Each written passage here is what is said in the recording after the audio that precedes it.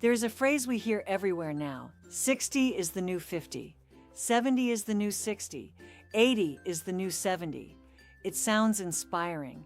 It makes us feel like aging has somehow changed, like we can simply update the number and keep living as if time has no effect on us. And in some ways, there is truth in it. People today know more about nutrition, exercise, skincare, sleep, stress, and preventive health than previous generations did. Many people in their 60s and 70s are active, stylish, sharp, independent, and full of life. They travel, work out, start businesses, date, learn new skills, and live with more freedom than their parents or grandparents may have had. But here is the part people often avoid saying: aging is still aging. It does not disappear just because we have better information. It does not vanish because we think positively. And it does not stop happening because society has found more flattering ways to talk about it. Your mindset matters, but your mindset is not magic. You can be optimistic and still notice your knees hurt more than they used to. You can be active and still need more recovery after exercise. You can eat well and still see changes in your metabolism. You can feel young in your heart and still realize that your body now asks for more care than it did 20 or 30 years ago. That does not mean something is wrong with you. It means you are human. One of the biggest mistakes we make is pretending that acceptance means giving up. It does not. Accepting aging does not mean saying, "I am old, so there is nothing I can do." That is defeat. Real acceptance means saying, "My body is changing, so I need to understand it better. I need to work with it, not against it." That is wisdom. As we get older, the body becomes less forgiving. Bad sleep hits harder. Stress lingers longer. Injuries may take more time to heal. Weight can be easier to gain and harder to lose. Hormones shift. Muscle mass naturally declines if we do nothing to protect it. Energy may come in smaller waves instead of endless supply. These changes can feel frustrating, especially if you keep comparing yourself to who you were at 30. But comparison is often unfair. Your younger body had different hormones, different recovery speed, different responsibilities, and probably a different level of stress.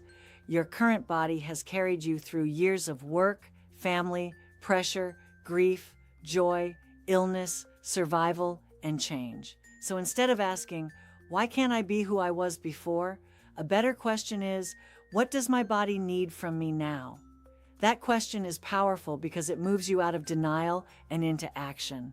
If strength declines with age, then strength training becomes important, not because you need to look like an athlete, but because muscle protects your independence. It helps you climb stairs, carry groceries, get out of a chair, balance better, and move through life with confidence. If mobility becomes harder, then gentle movement matters. Stretching, walking, balance work, and staying active are not small things. They help keep your world from shrinking. If metabolism changes, nutrition matters more. Not extreme dieting, not punishment, but eating in a way that supports your energy, digestion, muscles, bones, and long-term health. If loneliness becomes more common, then connection must become intentional. Many people prepare financially for retirement, but they forget to prepare socially. Yet friendship, family, community, and meaningful conversation are part of a healthy life. This is the practical side of aging well, not chasing youth, not denying reality, not trying to become 25 again, just building habits that help you live better in the chapter you are actually in. But aging is not only physical, it is emotional too. One of the gifts of getting older is that you begin to see life more clearly. You care less about things that once consumed you. You stop needing approval from everyone. You become more selective with your time, your energy, your relationships, and even your worries. You start realizing that some arguments are not worth having. Some people are not worth chasing. Some expectations were never truly yours. Some goals were only important because other people told you they should be. That kind of clarity is a gift. You may lose some speed with age, but you often gain perspective. And perspective can make life lighter. There is a quiet confidence that comes from having lived through hard things. You know more about what matters. You know what peace costs. You know that time is valuable, and you know that not every opinion deserves a response. That is one of the beautiful parts of aging. However, we should also be honest. Aging can bring loss. Loss of people, roles, routines, identity, physical ease, and sometimes confidence. Retirement can feel freeing, but it can also feel disorienting. Children may become busy with their own lives. Friendships may change. The world may feel faster and louder than before. That is why pretending aging is only positive is just as unhelpful as pretending it is only negative. The truth is more complex. Aging can be inconvenient and freeing at the same time. It can be humbling and empowering at the same time. It can take certain things away while giving you a deeper understanding of yourself. The goal is not to fight every sign of time like it is an enemy. The goal is to meet aging with honesty, care, and courage. And let's be clear about something else.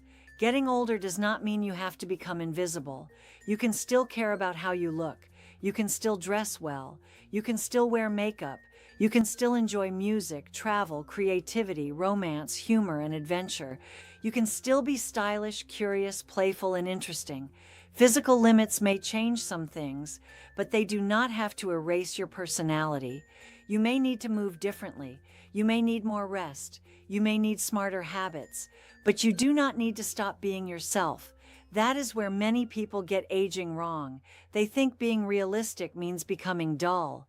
But realism does not mean losing joy. It means knowing what needs care and still choosing to live fully. So maybe 60 is not the new 50. Maybe 60 is simply 60. And maybe that is not a bad thing. Maybe 70 does not need to pretend to be 60. Maybe 70 can have its own strength, beauty, humor, wisdom, and freedom. We do not need to rename our age to make it valuable. We need to stop treating age like an insult, because aging is not proof that life is ending. It is proof that life has been lived. The question is not, how do I stay young forever? A better question is, how do I become stronger, wiser, more honest, and more alive at the age I am now? That question changes everything. So take care of your body. Build strength, move daily, eat with respect for yourself, protect your sleep, stay connected, keep learning, wear what makes you feel confident, let go of what drains you, and stop comparing your current self to a younger version that had not yet lived everything you have survived. Aging may change your pace, but it does not have to take your purpose. It may change your body, but it does not have to shrink your spirit. And once you stop trying to outrun aging, you can finally start walking with it, clearly, honestly, and with far more peace. Because the next chapter is not about pretending to be young. It is about learning how to live forward with strength, dignity, and joy.